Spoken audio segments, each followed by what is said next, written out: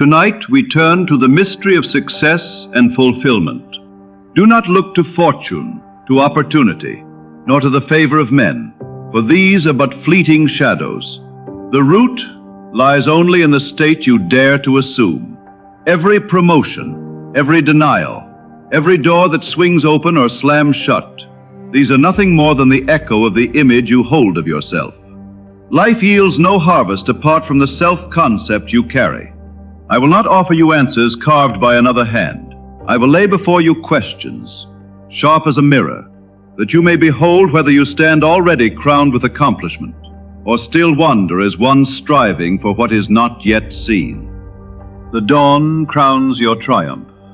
Let me ask you, when you awoke, did you feel the day still to be seized, or already conquered? Was your first awareness one of want, or of fullness? Did you arise wandering in pursuit, or enthroned in completion? Your speech announces your prosperity. I ask you, when you uttered words today, did they carry the cadence of one in need, or of one enriched? Did your language assume barriers holding firm, or gates swinging open? In conversation, were you the uncertain or the secure? Your responses measure your increase. I put it to you, when setbacks came, did you treat them as ruin, or as the sign of unfolding plenty? Did hindrances strip you, or reveal your strength? Did resistance meet a broken figure, or one unshaken in certainty? Disappointment discloses your treasure. Do you not see, when attainment seemed distant, did you curse the void, or claim the inheritance? Did you assign power to circumstance, or to your assumption? Did you collapse in despair, or remain anchored in possession?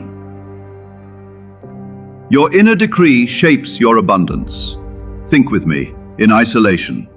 Did your secret voice whisper, "I am lacking," or affirm, "I am established"? Did you rehearse collapse, or replay harvest? Did you commune with yourself as petitioner, or as owner?